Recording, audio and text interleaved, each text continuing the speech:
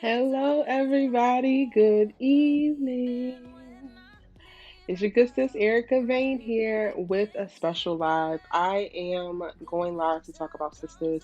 As y'all know, I cover quite a bit of series on this channel. Sisters is also one of my faves. It's definitely like a guilty pleasure of mine, and I've been wanting to do live breakdowns.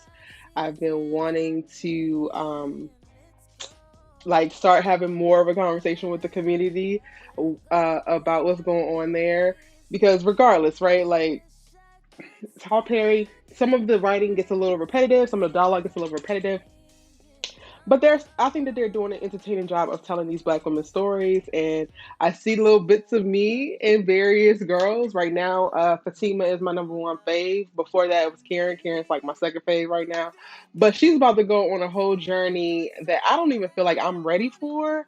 I don't think that we ready for. But I think that Karen's really, really interesting. So anyway, I really wanted to come on here and talk about Sisters because I do have quite a bit of y'all who are really into Sisters as well. Let me see what's going on in this chat. Hey, hey. Let me see who I have in this chat. I have quite a bit of y'all that do watch Sisters and are, in the comment section for Sisters, and I want to show y'all some love too. I am going to be going live about a bunch of series. Like, it won't just be All American, and hopefully I can get people to switch over and watch some of these series as well.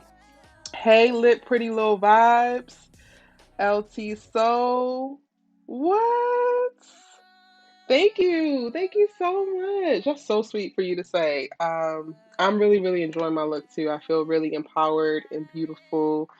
And when I'm out and about, people like stare a little extra longer, and I'm just like, okay, I just got on some sweats and a t-shirt, but I do feel good rocking this robe. So anyway, let's go on ahead and get into it, y'all. I don't want to spend too much time on this video, but I do want to give it the time that it dang on deserves. Episode 15 was a lot. It wasn't the most that we've ever seen, but it was a lot. Specifically for me, in reference to seeing the journeys that we're about to go on, there are a bunch of arcs that are about to get launched. So we have about 7 episodes left in this season. I believe we're gonna have 22 episodes, either 21 or 22 episodes. So we have 7 episodes left. They've already been greenlit for a season 4, and they're about to start doing that. Like, Tyler Perry posted about how he was up in the woods for a few weeks and he cranked out 72 scripts. So they coming. He's also going to be hiring writers' rooms. So we'll see the content shift a little bit there. But anyway, season 4 is coming, and I felt like this episode we got the setup for quite a bit of things that are going on. So I'm going to also talk about some of that in addition to talking about what actually happened in the episode. But started talking about what happened in the episode. We opened the episode. Oh my goodness, Kern girl, we gotta talk because you and Aaron are, about to get hot and heavy again and all of that jazz, and it's all cute, it's all cool, but you hollering out Zach's name, and you might have hollered out his name while y'all was getting in the first time that y'all got it in, and now he's actually starting to pick up on it. So I struggled with Aaron, honestly, because I was just like, and y'all have heard, like, if you watch my previous videos, you know that I'm just like, bruh, why are you so pressed? Like, what is it about her specifically that you are like, I'm gonna make you love me? I'm gonna like stay here to the end, and you just are confused, and I just got a whole like. We want these men to pursue us, value us, and all that jazz. But it's given stalker. It's given stranger danger. It's given what is really happening here, sir.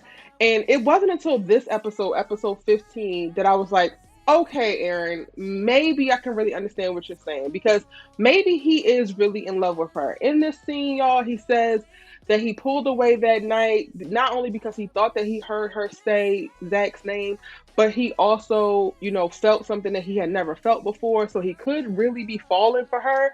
The question that kept like really coming to mind for me was like, and then this is going to be like a catch 22, I guess, because what I struggle with is like, how do you fall in love with somebody who is clearly not falling in love with you? And then when I said that, I was like, well, don't even be out here trying to play like you wouldn't even understand that, because I have been in situations where, but see, no, it wasn't that the person wasn't in love with me. I just think that we loved each other at different levels, and I might have loved that person more. So then that brings me back to my original question of, is it possible for you to fall this deep in love with somebody who is basically checked out? Like, we have not seen Karen actually checked in and interested in Aaron in a very, very, very long time. Even before Zach gave her the money, she wasn't necessarily like all on the Aaron boat. So, sir, when did you cultivate all of this deep passion and love that you have never experienced before, when this girl wasn't even giving you that type of energy? I'm really just kind of confused, kind of confused about that. Um, I want him to like make it make sense a little bit better. I don't know. What do y'all think? Are y'all understanding why Aaron is like gung ho, Karen, and deeply invested? Because I'm not. But what I will say is that I appreciated the dialogue that he had in this scene. In this scene, he literally tells her that she needs to go and call Zach. She needs to talk to Zach, and she needs to get her head right. Basically, figure out what it is that she wants to do. Figure out if they're going to like let this go or whatever, and then call him. Do not call him beforehand. And that again, that's the first time I was like, all right, thank you. Like, make a stand at some point, because at this point, it was feeling like you were just going to stand for her doing whatever. She could say his name as many times as she wanted. She could forget y'all's plans, not really consider you, just not do anything, and you're just going to continue to chase her. And what I respect about him in this is that he's given her the space to actually figure it out. So he realizes that he's deeply invested. He basically has fallen in love with Karen, and he loves her enough to let her explore whatever feelings that she has to explore and actually get closure. Now, here's where the problem comes in for me. Because Karen, well, I guess that wouldn't be closure on her end. I thought that her and Zach got closure that time that he came to the salon all suited and booted and looking how he was looking, and they had a real conversation, and she was able to say like, I didn't know that I made you feel that way, like I didn't really register all that was going on. I thought they had closure then, but I guess that was just closure for Zach, and it wasn't necessarily closure for her, because she did do a lot of listening right there. Okay, so then she does need more time. Let me see what y'all saying in this chat here. um okay, Aaron is confusing. LT Soul says, I think Karen is with him for a season to learn a lesson. Her personality, she really has learned to tame her tongue and to be more considerate. She has. She really has. Little Pretty Little Vibe says Aaron is just trying to find love again. Thank you, LT Soul. Yes, everybody liked the video. Thank y'all so much for joining this live. Joanne says exactly.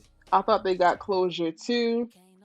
But now that I think about it, it makes sense, right? Like, it makes sense that she didn't actually get closure because she was doing all of the listening when Zach came to talk to her. Then she was receiving a lot, and I was so proud of her. Like, in that scene, I was so proud of her because she had been, for the first two seasons and like part of this season, she had been like just coming at Zach, coming at Zach, coming at Zach. And y'all know, if y'all watch my videos, you know that I don't necessarily let her off the hook for that, because it's not right. Like, the way that she was speaking to him, it was very demeaning. It was kind of selfish, but also I do understand, because I've been her. I've been the girl who was giving you the benefit of the doubt, who was letting things slide, who you cheated on me and I was still here and I was still supporting you and like doing all of these things. And it gets to the point where it's like, like enough is enough at some point. And I think that where we enter the series, enough is enough for Karen. So her disrespect level has gotten to like an all-time high. So going back to the scene of the closure, I was so proud of her because I felt like it was the first time in a very long time that she took time to listen to Zach, but then also Zach actually had something worthwhile to listen to. Because if we really do go back to like seasons 1 and season 2, Zach was opening his mouth, but he really wasn't saying nothing.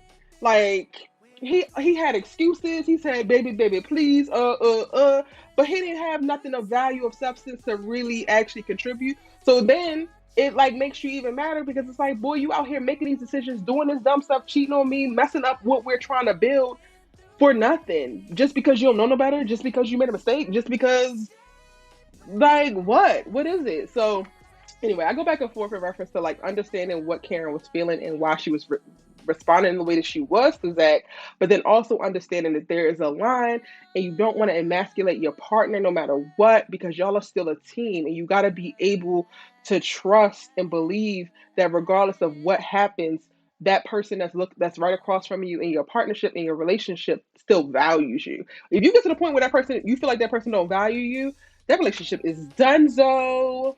It is completely over.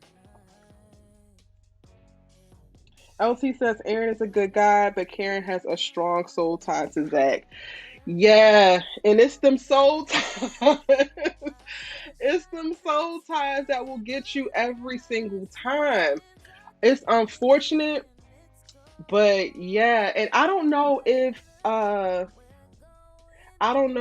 Zach is going to wind up being Karen's twin flame, but if that's the case, then this ain't never really going away. Needless to say, we're definitely going to see the next episodes. Karen actually get to a place where she is going to pursue this closure that she needs from Zach and do what she got to do. Honestly, like I'm excited to see that just because I think that she deserves it. And it is worth exploring. Like it's worth exploring. And I said this in my last video. So the episode 14 breakdown, I talked about how she kind of want to see what it would be like now. Like they don't have the financial constraints. He is moving a lot more confident. He is articulating things. Like he has evolved and matured a bit. So now it's almost like this is the Zach that I wanted to have this whole time. I want to see what that's about. Like, can I see what that's about? So I am looking forward to that. Throughout this episode, we actually see her um try to make contact with Zach, and he ain't answering the phone. He is ducking her out. Y'all, what did you think about Zach ducking Karen out? Because I was just like, sir, I don't understand why does it take all that? Like, why you gotta be extra? Why can't you just answer the phone? Why you gotta duck her?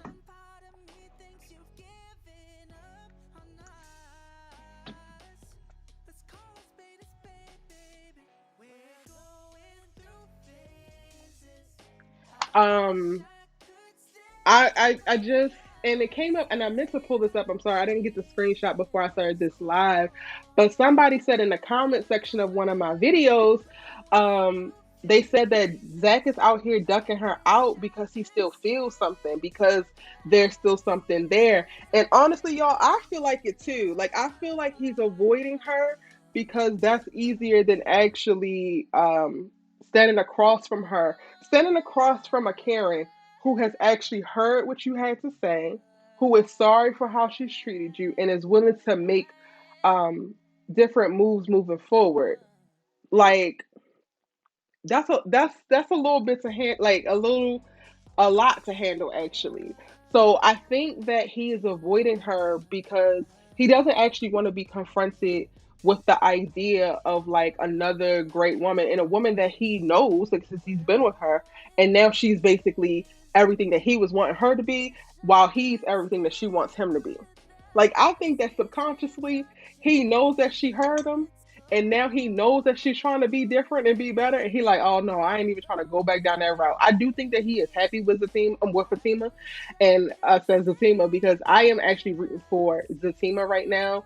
I would love for one. I would love for Zach to slow his ass down because he's moving very fast. He's talking about marrying Fatima. He's thinking about kids, going to that place with kids just because she mentions the daycare. He wants her to move in. Like, sir, you just got closure, finite closure with Karen, like a week ago. The last time that you slept with Karen was at most 2 weeks ago. Now, yeah, you about to propose. Now you about to marry Fatima. How, sir? How, Sway? I'll wait. Like, that's not how that works. I would love for Zach and Fatima to have a moment because I do think that he needs this. I think that Fatima has been wonderful for him in reference to helping push him to be the man that he was trying to get to and be. Um, However, part of me, like, especially watching him duck Karen out, part of me is just like, he's not done. Like, this isn't it for him when it comes to the whole Karen situation. And maybe they just need some time apart before they can pursue this any further or even go back and revisit it. Little pretty vibe, little vibe says, I think Zach don't need to answer her calls. He with Fatima. Well, go ahead. Tell her how it is. Cynthia, I don't want to mispronounce your last name, says, can we stop overlooking the fact that their relationship was toxic? Karen was doing too much. Well, Cynthia, I don't think you might have popped in a little bit late, sis, because I actually did address that. Like, I addressed that Karen's demeanor and how she spoke within their relationship was definitely a problem. However, again, like I speak about in reference to feeling I felt like what Karen felt like before in a relationship, knowing y'all. My got bank statements to prove it. Had a house like stuff to prove that like things were happening and I was definitely being taken advantage of and not even taken advantage of. Like I have such a different perspective on relationships in all of my past relationships now. Like I'm so grateful to God because I've healed. But like knowing that this was just not how it was supposed to be and going from a place of like letting stuff slide, letting stuff slide, letting stuff slide, and then getting to the point where it's just like, no, enough is enough. And I think that when the series start and when we meet Karen and Zach, they're already 3 years into that relationship and enough had become enough. Now they were not communicating. He was cheating. She was being very dismissive and disrespectful and all of that. And I feel like it's very complicated. So I don't necessarily subscribe to saying, well, Karen was a toxic one in that relationship. Yes, they had their relationship had evolved into this toxic thing. However, I definitely did still see the love. But again, I only saw the love because I've been there before, so I know what it looks like behind the sarcasm, behind the disrespect. Like for me, when Karen was like coming at Zach the hardest, like I literally saw myself. And in the moments that I recall doing it, and again, this is like after healing and therapy, y'all, and going back and like self reflection, I identified that the moments that I was wilding the most is when I felt the least heard or the least seen. And that is how that actually manifested. So that's what I'm looking at this series as, but I am not at all like negating the fact that it was just not a good place. Like they were not in a good place. Again, I have said that Fatima has come in and helped push Zach into evolution and into growth, into pushing him to be the man that he hopes to be. So trust me, I am not overlooking that. You're not flooding the comment section. It's all good. LT Soul says he doesn't want to hurt Fatima. He is afraid. His heart will always belong to Karen on some level, and he knows it's undeniable. That's why the passion just takes over him sometimes. Child, I'm nervous about that. Zach wasn't doing enough facts. Facts, facts, facts. Did I miss any comments beforehand? Joan says, but I understand her feelings. She supported this man and was fighting for him to be the man he is now. Just for us to break up and another woman benefits, it hurts because she decided to end it. Let's take a moment for your comment. Because how many of y'all, and like, let's just be real, the women that image, or, however you identify, but if you can identify with Karen specifically, and I'm relating it to this comment, how many of y'all have been in a thing and you just feel like, I'd be damned. I'd be damned if the next gets all of the fruits of my labor. Like, you don't got to put in the chat. We see each other. I'm out with myself right now. I felt like that. So again, that's probably why I sympathize and or empathize with Karen the way that I do, because that is real. Like, what? I didn't what? I didn't do what? And now you oh, okay. I'm surprised Karen hasn't got, well, it's not actually in her personality, but I also could see a character going through what they have gone through and then seeing this glow up like this and then going to a more destructive place. Like, before getting to a healing place, going to a more toxic place and just kind of like, oh, I'd be damned. Okay. Okay. But thank you so much for that comment, Joanne, because you're so right. You're so, so, so very, very right. All right, but let's talk about Zach and Fatima. Because Fatima has been, and we see in this episode, she is not necessarily jumping, both feet in the pond with Zach. She's going with the flow as best she can. But like I mentioned, Zach is definitely rushing. How do we feel about Zach rushing and Fatima trying to slow them down? Because I think that it's brilliant. And part of me wanted to say, like, okay, Fatima is allowing her past hurts, her past pain to influence, what she's doing now with Zach. And that's a problem, but it's actually not. Like, Fatima has learned and has grown from her past hurts. And I think that she's taken a very mature approach. Like, actually, in the whole dang on series of all the women, she is the most mature and just makes very strategic, smart decisions for herself and is very mindful of the woman that she wants to be. But I would love to know what y'all think about Fatima trying to, slow things down.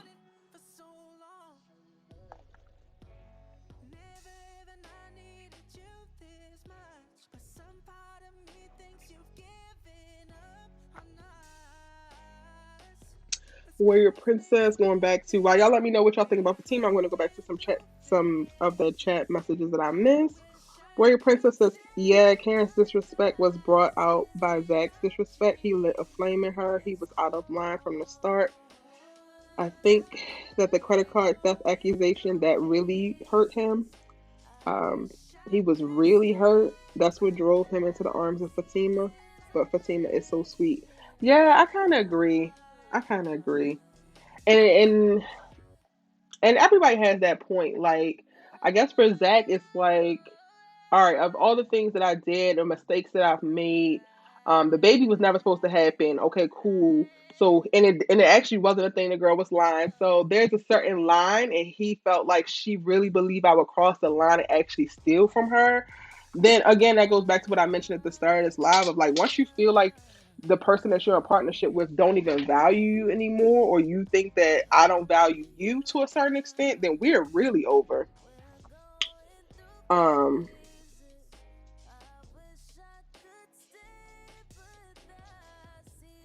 Joanne says, yeah, he's Russian. Zach better listen to her and slow down. Fatima hasn't been wrong yet.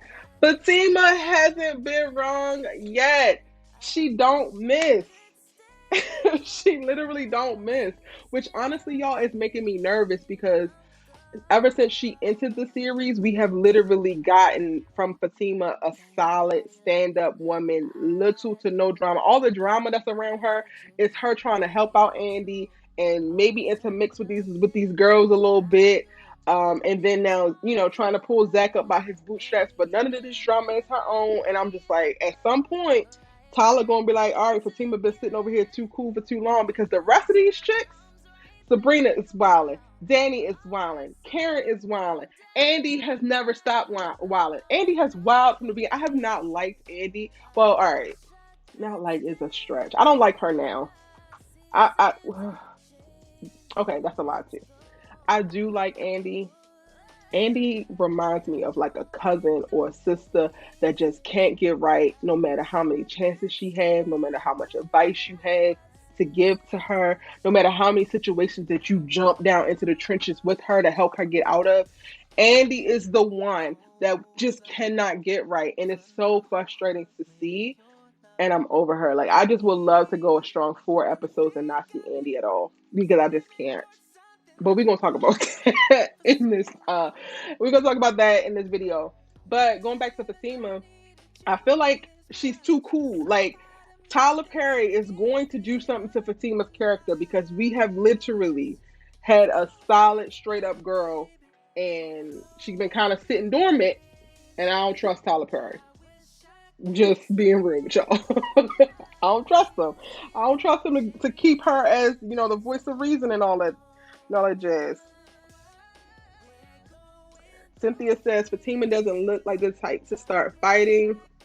I agree.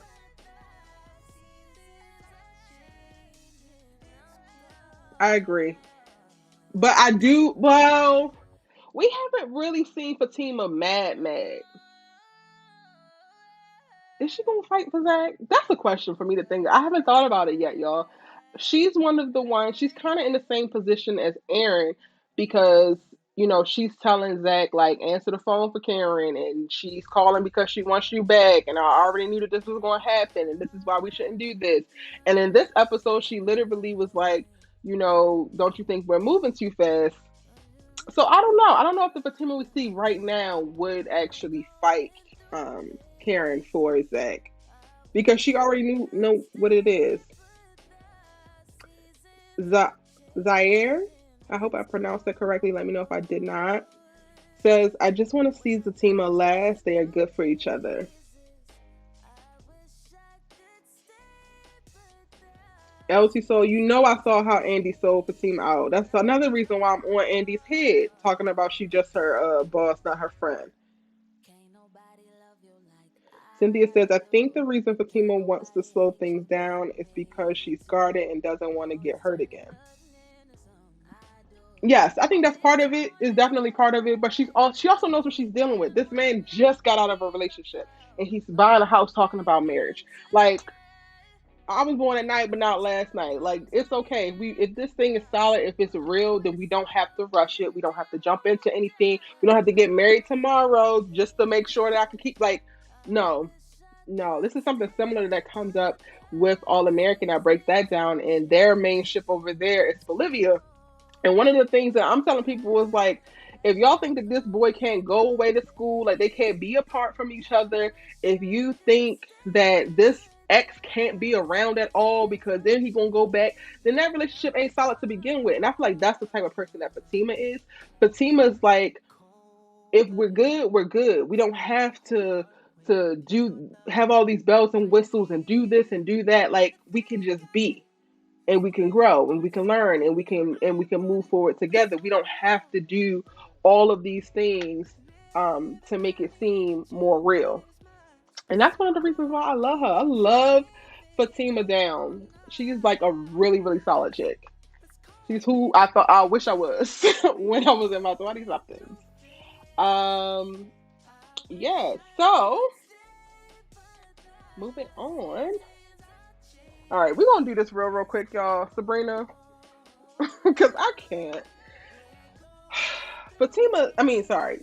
Sabrina is hovering at the bottom with Andi for me because, girl, what is it that you want? I definitely had a bunch of smoke for Calvin last episode. I get it because he did just sleep with you a few hours before and that was raggedy. But you also don't want to be in a relationship, and now you sitting up here and you talking to Maurice talking about you jealous and you're never jealous, and then Maurice is like, well, that must mean that you're in love. Is you in love or is you ain't, girl? Like, all this back and forth is killing me. I don't understand if Sabrina doesn't want to be with anybody else.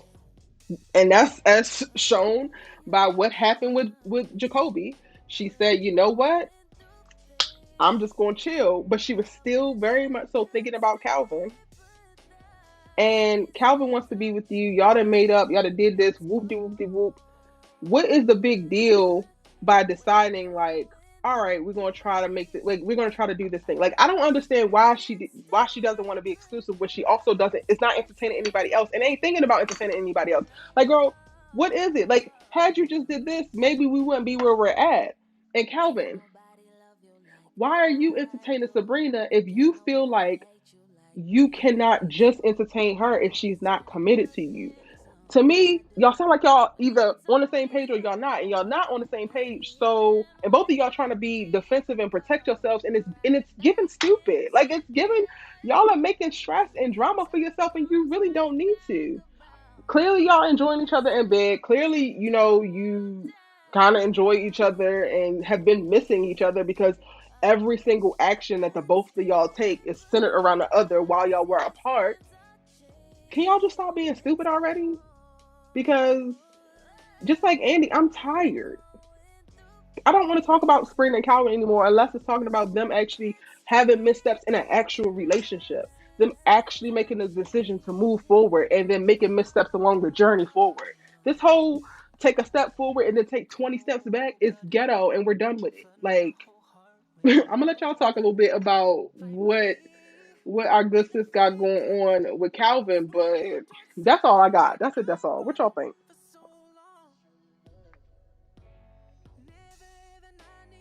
LT Sources. I honestly just want them to move on, both of them. All right, so they're gonna separate. That's what we doing. Calvin and Sabrina gotta separate. I want them to do that too. If they just can't get it right, then they need to get gone because the storyline is flat. It's done. This whole back and forth is ghetto. When they reunited, I was like, "All right, you about to go somewhere?" And now we back where we were, and it is not interesting at all. I don't empathize with either one of them. They literally are creating their own problems, and we can't anymore. We could give more screen time to Zazima. We don't actually need what they're giving. We just don't.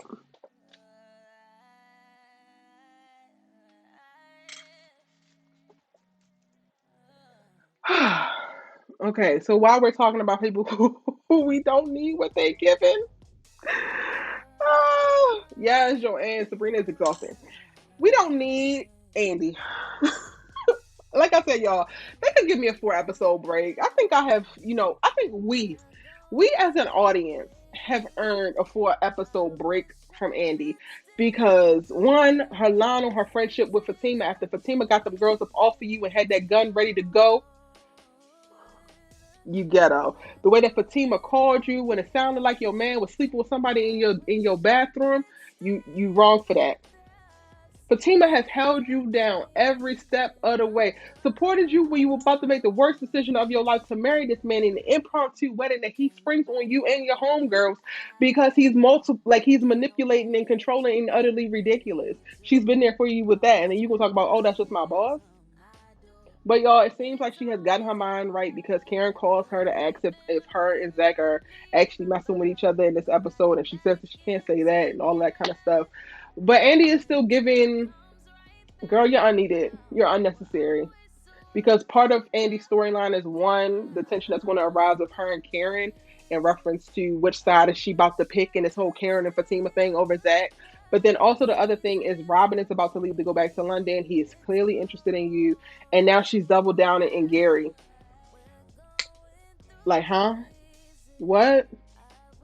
Girl, what? My fiance is a really great guy. When? When has Gary ever been a great guy? I will wait.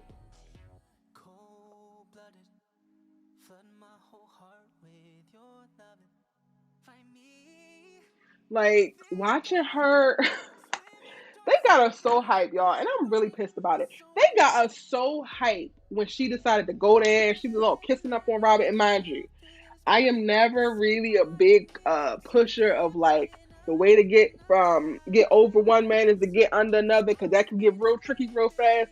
But for a person like Andi who cannot be alone, and I've already said this, I feel like she is a woman who cannot be alone. I was rooting for her and Robin because at least that would distract her enough, or she could see something better, so that would make it easy for her to make the leap. Because part of the issue in reference to when people can't be alone is that they can't actually risk being alone. But if you have somebody there to catch you and he's actually better, that's going to coerce you to kind of like, all right, I can actually make this decision and still be okay. It's not actually as risky as it seems. But you was given 2 episodes ago, all up on him, y'all on this couch, y'all rolling around this office, you staring deeply into his eyes, y'all is talking, doing all this, and then you get on to this episode and you talking about your fiance is a great guy when he ain't never been a great guy. Like when Andi and why? Gary in the last episode said he was moving out, wasn't going to tell you when he was moving out, and got an attitude with you about some stuff that like why are we holding on to this so much? And I get it, Tyler Perry. I get it. Sometimes we as women, we don't get the hint the first time or the second time. And we stay and we ride with some of these men that are absolute trash. But at the timeline that y'all are moving and the amount of things that Andi and Gary have gone through, it's about time. It's about time for her to wake up and move on. Because this storyline also is giving nothing. I have nothing. It's giving nothing. It's giving nothing. It's giving not interesting. It's also starting to give um not relatable anymore. Because before I could get it, like you see something that nobody else sees, and this is your little diamond. He's the precious, but he also has just physically, emotionally, mentally abused you and other women. Like he has done pretty much like he's gone down a sociopathic manipulative partner list and just was checking things out. All right, I did this today, so tomorrow I gotta make sure I do this, and the next week I'm gonna make sure that I bruise her and make her pass out, and then the next week I'm gonna take her to the middle of nowhere and tell her that this is where we're gonna live and she don't need no friends or no family. Like, let me see what y'all say, because I'm going on the rant about them. I can't.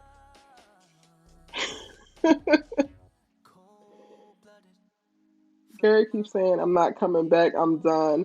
I'm like, just move on. Andi and Robin scenes are hot to me. They are. They have such great chemistry. Like, can we move on? Can we let Gary go? Or can Gary start a redemption arc? One of the two. Because this whole back and forth, him and Han in the middle, is not working for me. Scary Gary. Yes. Yes, we need a break. She's extremely exhausted. Sabrina and Andi are exhausting AF. Sabrina and Andi are so fucking exhausting. And it's like, I just, now I'm starting to get up and go grab something to drink every time they scenes start because it's just like, I'm the homegirl who I'm gonna probably give you 3 or 4 times.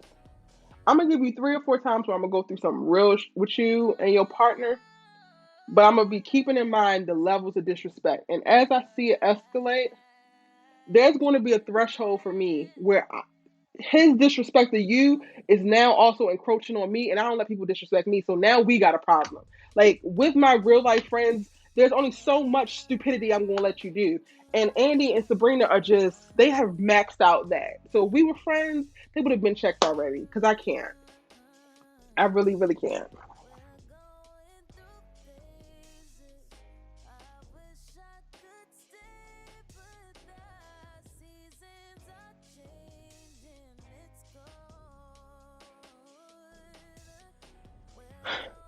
Now, I'm hoping that Robin is going to return because in this episode we saw him talk about he's going back to London, so that means he's probably going to be gone for a few episodes. Um, he's the only viable option right now. I do think, y'all, that they are prepping some type of crossover in the coming episodes with all the Queen's men. So we see Jacoby in the preview for next episode, and I don't know how they're gonna work this out because they got his names all twisted. But Fuego keeps popping up as Sistas, and he's in all the Queen's men. I break that down. I'm gonna finish out the rest of the series and put those breakdowns up soon. But Robin is the only man that we got right now, and I think they're about to do some crossover with all the Queen's men. So maybe we're gonna get some other man that's gonna also come help usher this in if we get a crossover between the two worlds. But I need Andi to get some kind of options and get them fast because if it's not gonna be Robin, it needs to be somebody because Gary ain't it. Gary really ain't it. All right, so let's talk about Danni real quick. How do we feel about Daniella? Because I have definitely been struggling with her character this season. I feel like her character is really just kind of floating. I feel like they don't really have any kind of real direction with her, and they just kind of. I feel like the storyline between her and Preston could be really great, but right now it's also starting to drag on. But it's not dragging on to the point where I'm just kind of like exhausted with her as I am with Andi and Sabrina. I'm just kind of annoyed. I'm annoyed by her actually wanting the attention and affection from Preston, but then also, she just doesn't like she want to act like she don't want the attention, and it's very very weird to me. Like she in this episode, they slept together. He is very much so being mindful of all of the things that she said she wanted before, and all of her issues that she voiced, and all of that jazz. And she kind of seems like she's frustrated because he is not trying to overstay his welcome, because he is having a life of his own, because he ain't talking too much about them damn cows. And it's like, girl, everything that you asked this man for, he gave you. And now that he gave it to you, you feeling like he being weird? Like, why you being weird to me? No, he's trying to be the man that you asked for, and you just trying to be unhappy, it seems. So that's all. That's what's really kind of frustrating me a little bit about Danny's character, especially because at the start of the series, I feel like they gave us a Danny that was way more grounded and real. Like, I get all of us have like our hurts and our pains and our trauma, that informs us moving forward. But with this one in particular, I want them to get to the point so that it's clear that they're trying to address with her that she self-sabotages and doesn't know how to be happy, because the decisions that they have her making, it's not really clear of why she, like, what trauma specifically is this relationship with Preston triggering. It's not clear to me. Is it clear to y'all why she has such the issue that she has? Or actually, just tell me what you think. What's your thoughts on Danny this season? Let me read some of these comments.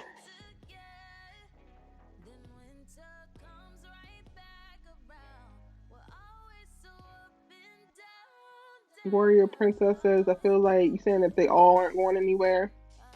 I think the Karen storyline is about to go somewhere, especially when she's going to try to pursue Zach. I think. Yeah, Andy's storyline is not going anywhere.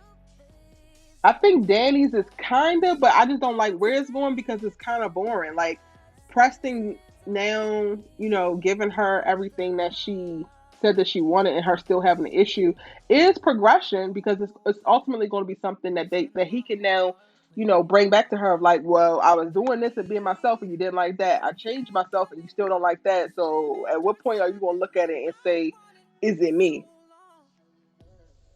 Warrior Princess says, I don't think, they don't have anything in common. Laugh out loud. It's like she wants a nice guy, but she doesn't want him. Ooh, y'all think that she doesn't want Preston? Yep. Lone Lion says, I don't think she really wants him, but she needs to learn a lesson. Ooh. Okay. I didn't really think about it like that. I kind of thought like maybe she does really, want him. And now that y'all say that, it's like maybe she doesn't. And maybe that's why they keep seeding Fuego and trying to get her to go to that dang on strip club. And maybe that's where she gonna meet somebody new, because she don't really like Preston. I love Preston as a character. Like, we love a great guy now. Preston and Aaron were it. When they first entered the series, they were given everything that needed to be gave. And Preston is the one who was actually holding true, and Aaron is the one who kind of went sideways, if you ask me. She needs to just be alone with herself and discover her inner truth. See a therapist. Well, you ain't lying now. You ain't lying. I think all of them could actually benefit from some time in a therapist's chair, because, yeah, it's a lot happening. Side note, Maurice in this episode was funny as ever. He just, up until the end, it got more serious with him, but he brings the most amazing comedic relief, and I absolutely love to see it.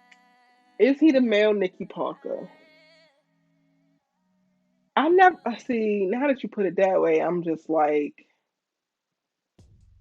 all right, am I being biased? Because I never felt like the professor was in danger with Nikki. Like I never felt that at all. But Hayden, Hayden gives me danger. Like Hayden gives me, you're going to need to get a restraining order, Fatima. Like he really gives me that.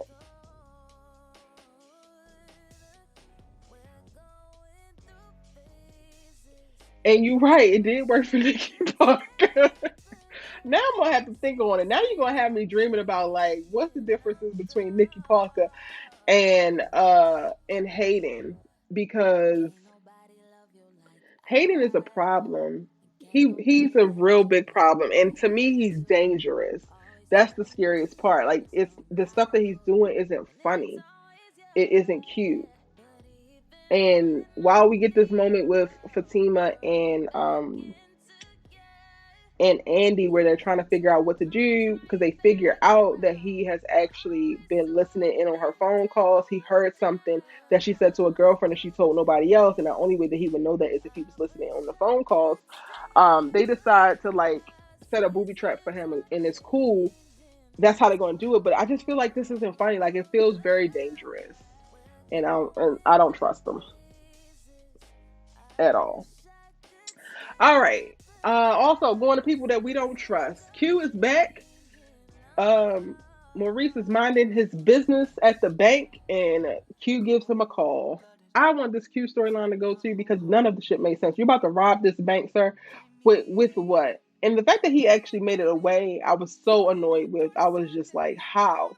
How did he just run out? Just decide to run out at the right opportune time? I can't. But we're about to still, get a little bit more in line with this Q thing.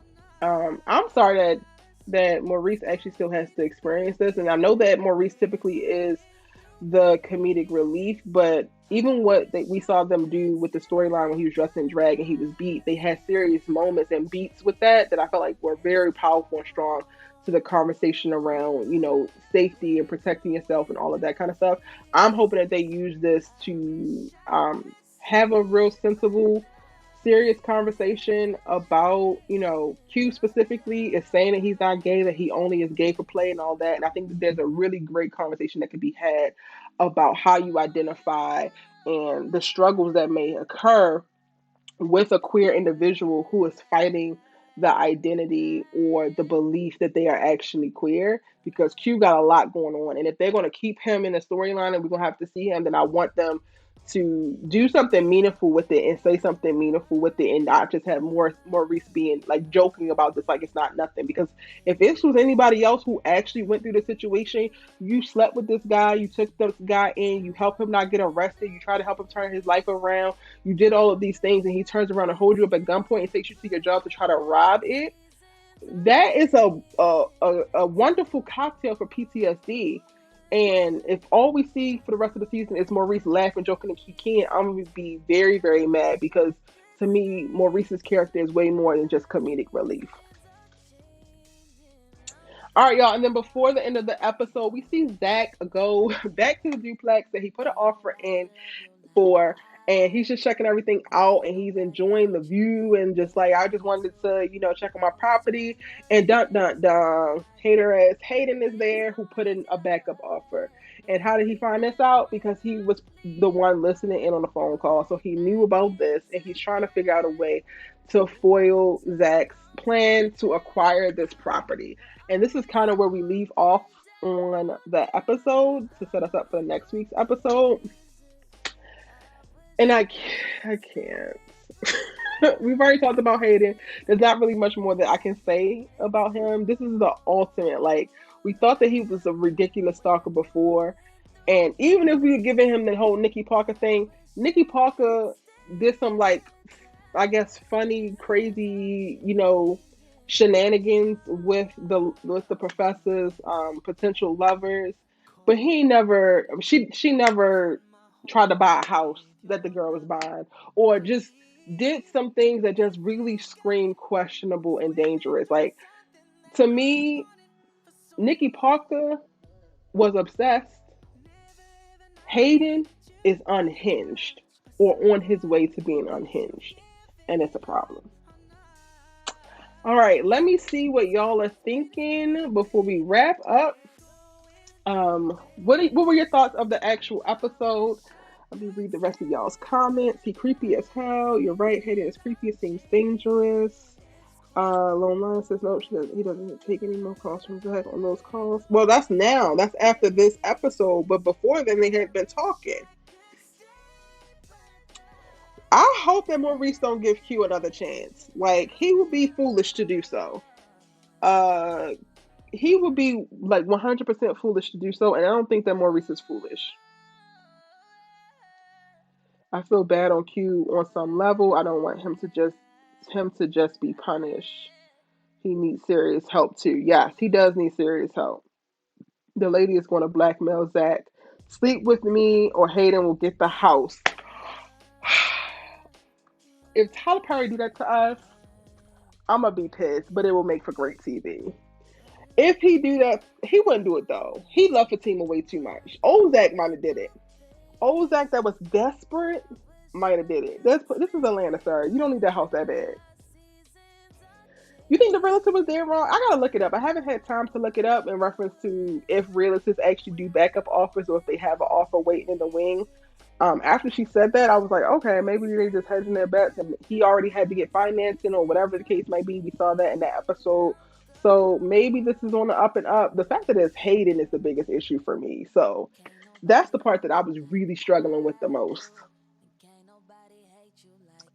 All right, but that's all y'all thought. Thank y'all so much for joining me on tonight's live breakdown of episode 15 of Sistas. I hope that you enjoyed this live. If you're watching a replay, hey, I hope that you enjoyed it. Jump down in the comment section and let me know what you thought of the episode. Also, let me know what you thought of this live and me breaking it down live this way.